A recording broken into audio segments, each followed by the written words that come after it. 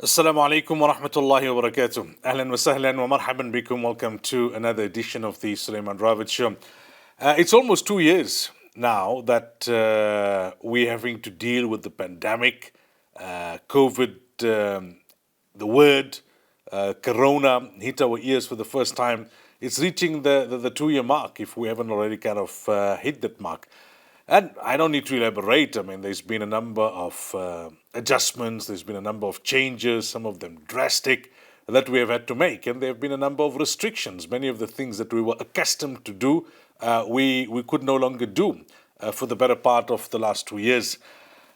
One of the closest things to the hearts of every Muslim, every believer, every mu'min in any part of the world is visiting the Haramain Sharifain, whether it be for Hajj or whether it be for Umrah.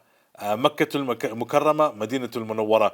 We know last year Hajj was a very small affair. This year a little bit bigger, but still minuscule by comparison.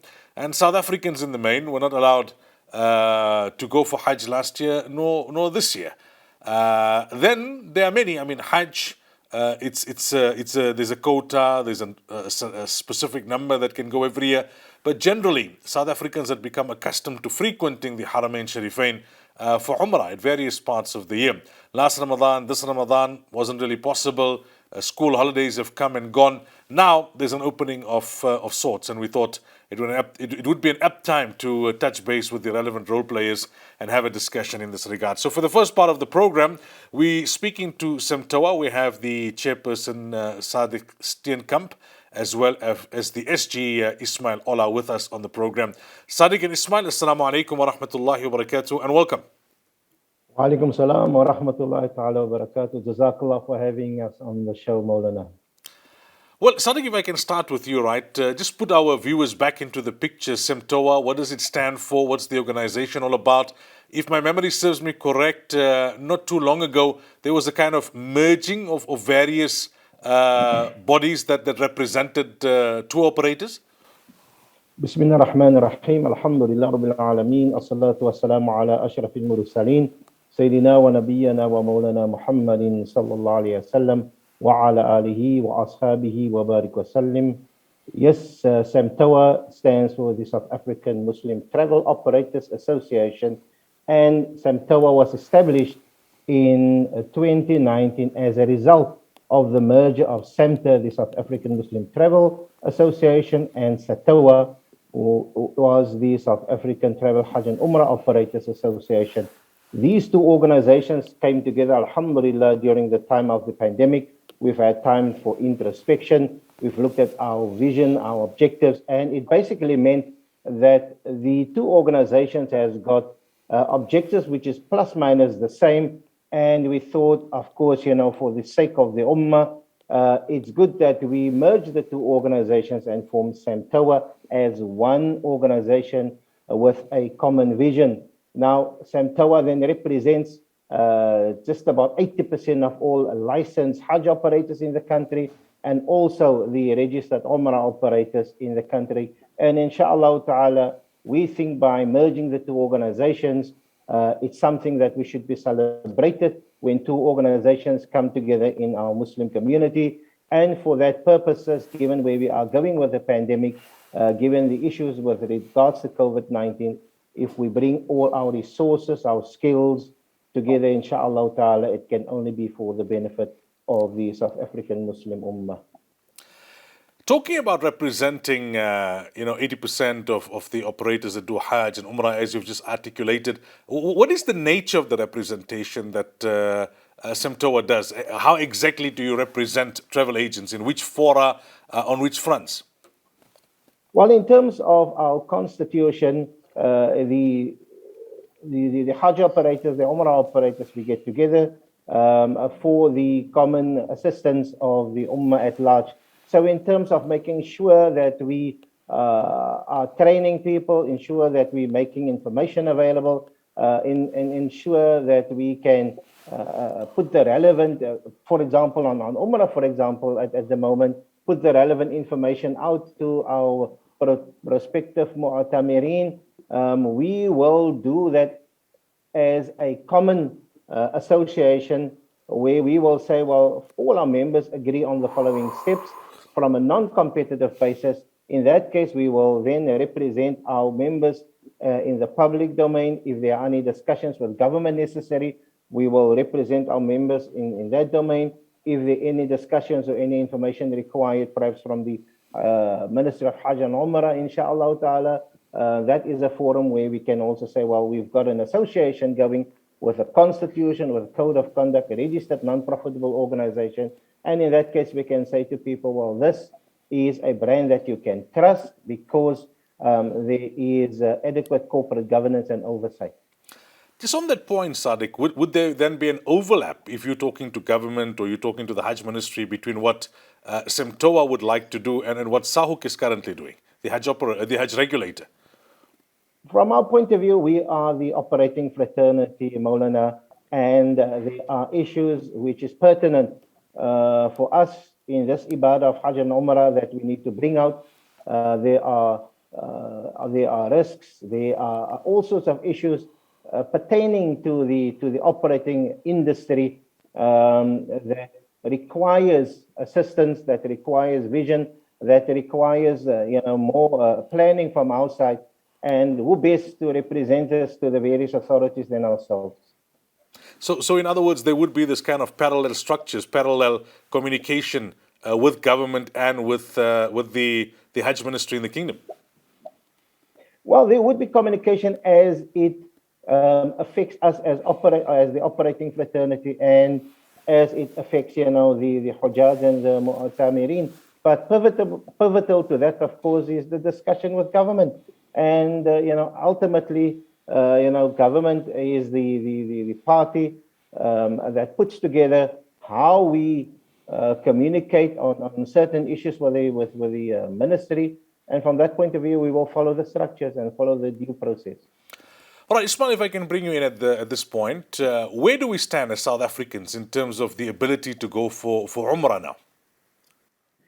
Assalamu alaikum wa rahmatullah to yourself and to the viewers of ITV. Just on a point of correction, I am the Deputy SG of the South African Muslim Travel Operators Association. Alhamdulillah, Umrah season 1443 is now in full swing. And, about 3 weeks ago, the Saudi government removed the ban on South Africa, uplifted it, and South Africans are now able to travel to the kingdom. And it's been about a week now, alhamdulillah, that the Umrah system has opened for us, and we've had the first pilgrims travel to the kingdom already. So there is currently in the kingdom about a dozen pilgrims that have entered already successfully, alhamdulillah. So what are the protocols? What's the process? If someone wants to go for Umrah now, what criteria do they need to meet? The first criteria and the most important of the criteria is that pilgrims need to be fully vaccinated against COVID-19. So that means you either need to have completed 2 doses of the Pfizer or 1 dose of the Johnson & Johnson. Then, Maulana, the kingdom has given us some of the other rules and regulations, which is a maximum of 2 persons per room. Right? And there is no persons under the age of 18 that can get an Umrah visa. So if you're a family, mom, dad, and maybe a young child, unfortunately, that child is not in a position to travel because the government of Saudi Arabia will not issue an Umrah visa for that child. The other rule, Maulana, is that a lot of questions have been asked. If I'm over 60, can I perform Umrah? Can I travel to the kingdom? Yes, you most certainly can. So that's something that we need to note as well. And we also note that you can enter the Haram of Medina, Masjid al-Nabawi, for your Salah without any pre-booking. Right? So you can enter Masjid al-Nabawi without showing the app or the Tawakkalna app, which needs to be downloaded, the Atmarna app, which needs to be downloaded once you enter the kingdom. These apps, Maulana, assist the pilgrims in booking the Umrah slots, in booking the Salah slots to enter the Haram. Very importantly, Maulana, if pilgrims require to visit the Roda or make ziyarat of Masjid al-Nabawi, yes, you would need to pre-book the slot. For Makkah, you're only allowed 1 Umrah, no tawaf. Yes, for Makkah, you will need to book the slots for the Salah to enter the Haram. But Alhamdulillah, what we have learned from our partners in the kingdom is that Umrah slots are wide open and it's available for the pilgrims. We believe, Maulana, it's just a protocol and procedure that needs to be fulfilled. PCR tests are a must. You have to have a PCR test when you land in the kingdom, valid for 72 hours. Now, the South African vaccine certificates currently are not digitized. Is that a problem? We haven't seen that to be a problem, Maulana, because when we do the visa application, we need to upload the passport copy, your photograph, and your vaccine card. I think, inshallah, once we go onto the electronic system, then we'll get a new directive from the kingdom, which we will inform the public accordingly. Is there a limit? I mean, is there a turnaround time that within 10 days or within 2 weeks you must have completed your Umrah trip? No, man. The maximum stay on the visa, once the visa is granted, says you are allowed to stay in the kingdom and perform Umrah and visit Masjid al-Nabawi for a maximum of 30 days. And in terms of pricing, now that things are kind of opening up again, is it more or less on par with what it was prior to the pandemic? Is it significantly higher? Can Mu'tamirin book directly? Do they have to book via agents? Has that system in any way changed? Okay, Maulana, so there has been some changes in that system. The Kingdom of Saudi Arabia has moved on a completely electronic platform. So what that means is, in the past, you could come to me and say, I want to stay at Hotel A or B, and we'd contract direct with that hotel, make payments to that hotel, and then hand you a voucher. Maulana, everything now needs to be done on the ministry portal.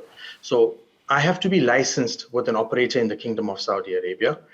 Then I get access to the ministry portal, where I go onto that portal, book your accommodation for Makkah, book your accommodation for Medina, book your transportation. Transportation has to be booked and prepaid in South Africa. Your accommodation has to be booked and prepaid as well. That's where the system comes on, where we get onto the system, book, reserve, pay for your accommodation. Once those steps are undertaken, Maulana, we get a reference number generated from the ministry system. We then take that registration number, or the reference number rather, and apply for your Umrah visa. If I do not pay upfront for the accommodation and the transport, there is no way that I can apply for your Umrah visa. So Mu'tamirin cannot book directly, in other words. They can't go on bookings.com and do their own thing. It's completely different. Basically, the format that they are using is similar to the Hajj, where Hajj operators go onto the e-Hajj system, book the accommodation, transfer funds via this account, and the ministry, in fact, will then take those funds and pay it over to the particular hotels. In a way, securing and knowing that pilgrims are safe, nobody is arriving in the kingdom without accommodation being paid, and they know exactly where you are, what you are doing, when you are arriving, when you are departing, and your movement in the kingdom. So it's very, very important for pilgrims to understand that you cannot just go on to booking.com or a hotel.com, as mentioned, Maulana, book your accommodation, come to your agent and say, please, I've got my accommodation, can you do the visa for me? It is not possible. Yeah. Prices, I mean, are they significantly higher, percentage-wise, more or less? How much more?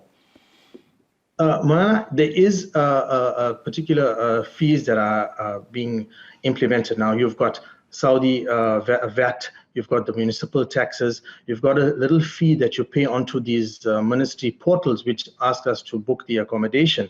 Look, our rate of exchange is not favorable as well. And one of the other conditions is that there's a maximum of 2 persons in a room.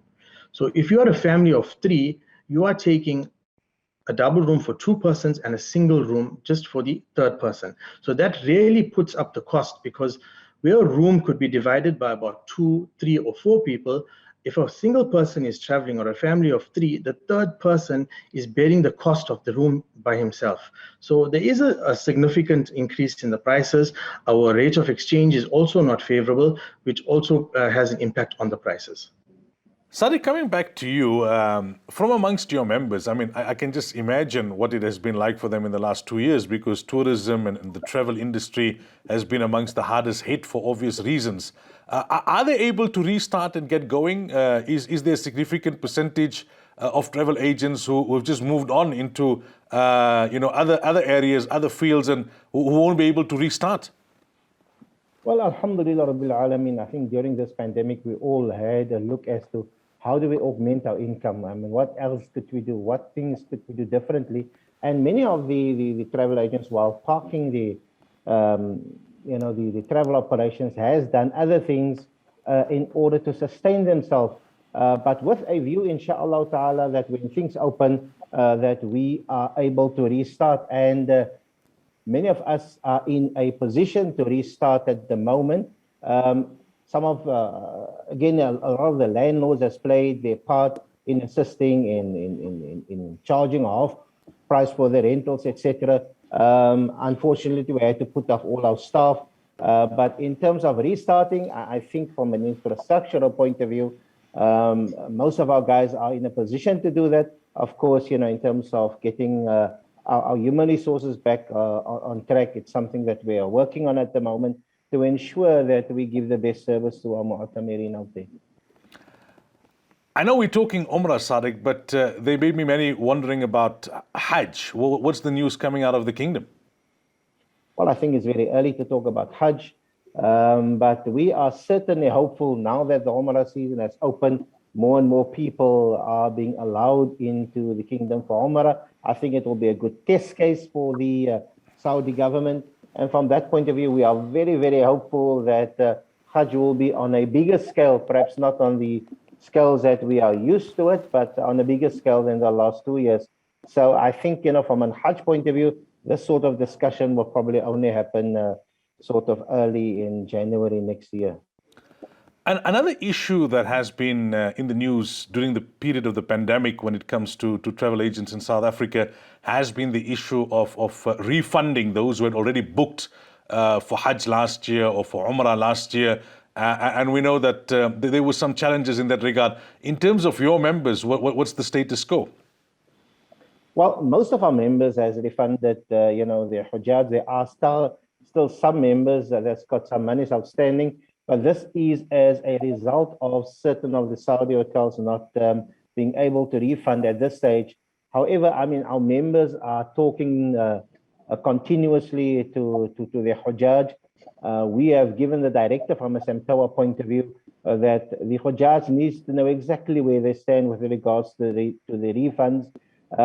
There are no costs that's going to be charged. The hotels are giving guarantees that when you come for Hajj and perhaps the Umrah as well, we are able to redeem some of the credits that they hold. So in terms of what the procedures are, we want to make sure that all the Hujjaj who still have some monies outstanding know exactly where they are.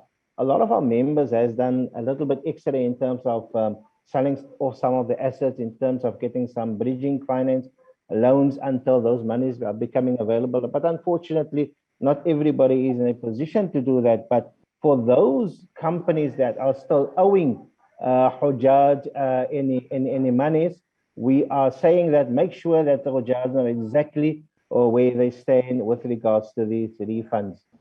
If there's any Hujjaj that wants to perhaps confirm anything and take anything any further, we encourage them also then to contact SAMTOA so that we can also then ensure that the proper thing has or is being done in terms of the refunding process. Ismail, before we conclude, anything you would like to add on the Umrah issue in particular? If we could just encourage the viewers and potential pilgrims to try and plan their Umrah trips early. In the past, we've had a lot of pilgrims that would walk into our office today and want to leave tomorrow for Umrah. We'd like to advise the public, Moana, that it's now taking a little bit more time. The systems are in place. There are new systems. Alhamdulillah, we haven't had any teething problems. We don't expect anything, but delays are inevitable. So we encourage the pilgrims to plan in advance, maybe a minimum of about 14 or even a month in advance. The earlier you plan, the better for you, You will save, inshallah, on the exchange rate. It allows your tour operator or your Umrah agent to make the arrangements for you accordingly. Negotiate the best rates with airlines, with the hoteliers in the kingdom. So that's what we need to inform the public, and also the public need to educate themselves on the travel updates and information of Saudi Arabia and any other country that they are willing to travel to. Maulana, you know that rules and regulations are being updated every day. A rule could change tomorrow. So just update yourself, educate yourself, keep in touch with your tour operator or your travel agent, and just know what's happening around and what are the latest developments. And basically be prepared, inshallah, and to return to the Haramain soon, inshallah. Inshallah. Ismail, Olla, and Sadick Steenkamp, we thank you both for your time. Shukran, really appreciate it. Jazakallah khair. Assalamu alaikum wa rahmatullah. Wa alaikum assalam wa rahmatullahi wa barakatuh. Right, viewers, we take a break. We were speaking to SAMTOA's chairperson and deputy SG there about Umrah in particular and a few associated issues. After the break, we speak to the newly elected SG of SAHUK, Hafiz Hassan Choonara.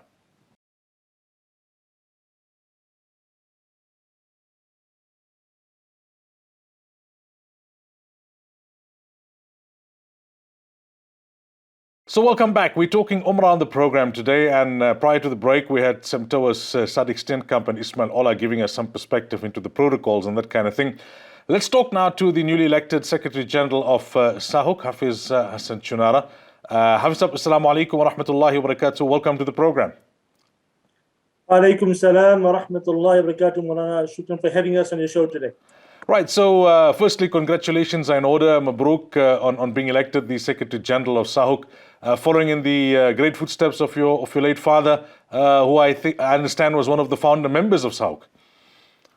Absolutely, Maulana. As you correctly mentioned, my late father, Muhammad Farid Choonara, was amongst many senior community people or individuals who was part of the formation of SAHUK back in 1995 under the auspices or under the direction of then Department of Foreign Affairs, alhamdulillah, and certainly an honor to be in a similar position of that of Secretary General, to be amongst many other influential and senior people on the board, as well as the NGC, to help grow this organization and to continue benefiting the programs at large. Tell us about the recent AGM of SAHUK, which I understand was an elective one. Alhamdulillah, Maulana, the part of the constitution of SAHUK is that, we need to have an AGM every 2 years and an elective AGM, AGM every year, and elective AGM every 2 years, alhamdulillah. And this year, 2021, being the elective AGM, went off, alhamdulillah, with no incident. Alhamdulillah, obviously deliberations. Part of the AGM is also the NGC meeting, where we look at the report backs of the various committees, whether it be the National Hajj Accreditation Committee, the committee that deals with the accreditation of pilgrims and the queries that have come in from there, as well as the online portal system and how better we can further enhance and refine the system to ensure that pilgrims have a smooth access of application as well as accreditation. And going through that back end of the system, we also have the feedback of the National Hajj Operator Accreditation Committee, which alhamdulillah I had the honor of being the coordinator of for the last 4 years, alhamdulillah. And that's the committee that looks at the various operators. In the operators, when they do apply to become a Hajj operator, there's certain guidelines, there's certain criteria they have to meet. And this committee is then entrusted to do the interview process and to ensure that the operators financially capable, administrative capable, and also whether they have the on-the-field services to ensure the pilgrims receive what they are signing for. And apart from that, there are many regional feedbacks that take place, as well as the adoption of the annual financial statements, which also takes place at the AGM. I'm sure you must have heard this many times in the past, but I'll bring it up nonetheless because it's probably a question on the minds of the viewers. There have been some comments on social media that there's kind of like almost musical chairs, swapping of different positions between the same individuals on SAHUK. Is it a case of there not being that many capable people willing to do community work these days? Well, I suppose a part of both, Maulana. First of all, I beg to differ slightly to that sentiment, and I'll tell you why. Over the last number of years, if you look at the NGC members and you also look at the makeup of the board, you have a number of youth, myself being there for perhaps 11 odd years. I've been part of the board, alhamdulillah, for some time, but we've had the previous SG, now the Assistant Secretary, Brother Muaz Kasu, a young gentleman who was probably part of SAHUK for the last 6-7 years.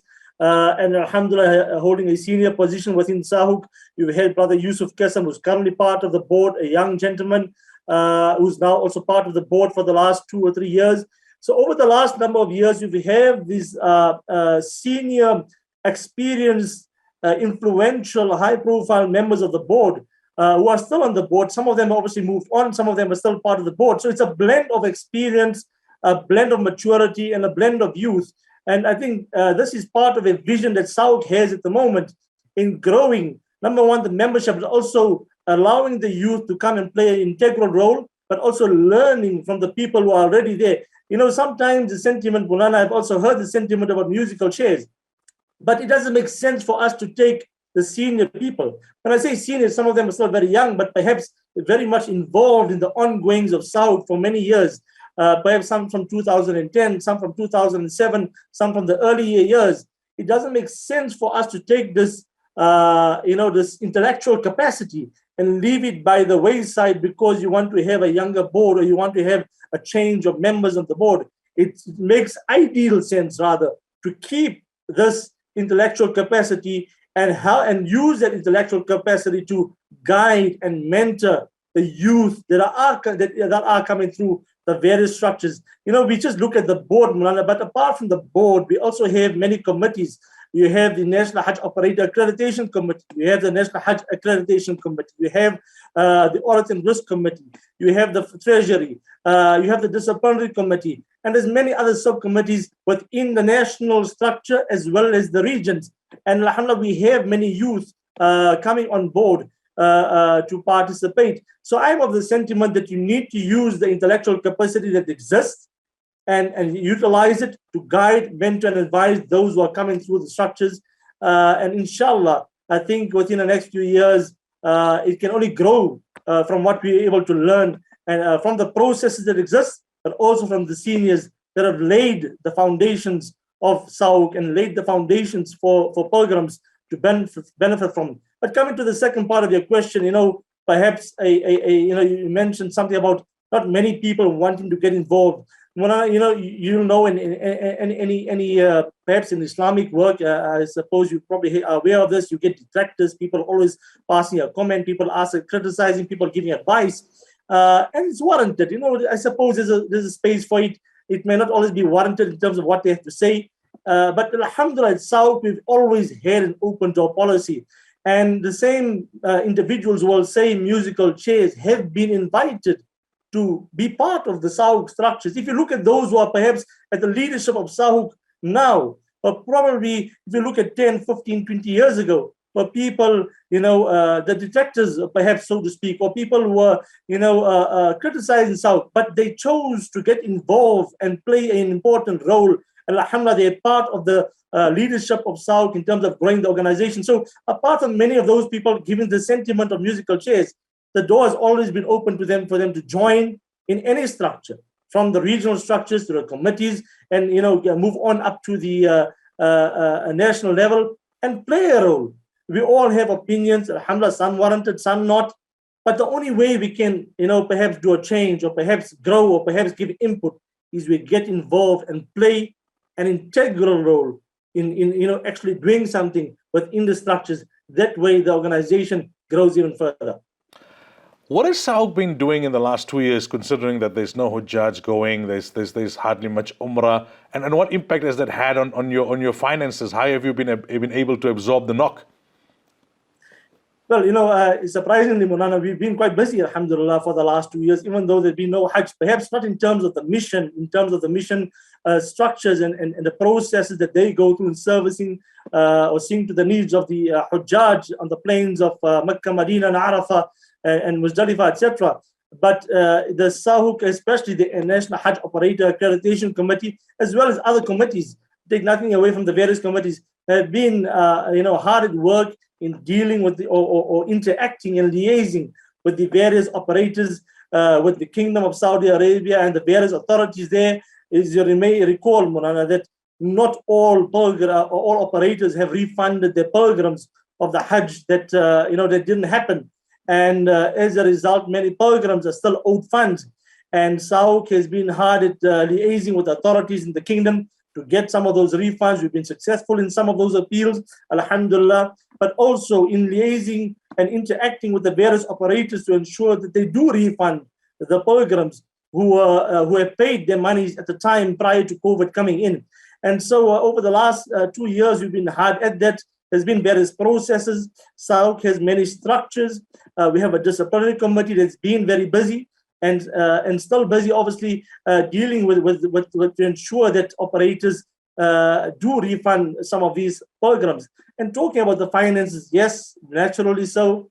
Not there being a Hajj, and so SAHUK have refunded all the programs who had paid the accreditation fee, the registration fee, or SAHUK fee, sorry, and that does affect the finances. And yes, it does. SAHUK finance has taken a bit of a knock, but it's something that we will look into. When we come to the Hajj mission, we make dua that the Hajj does happen.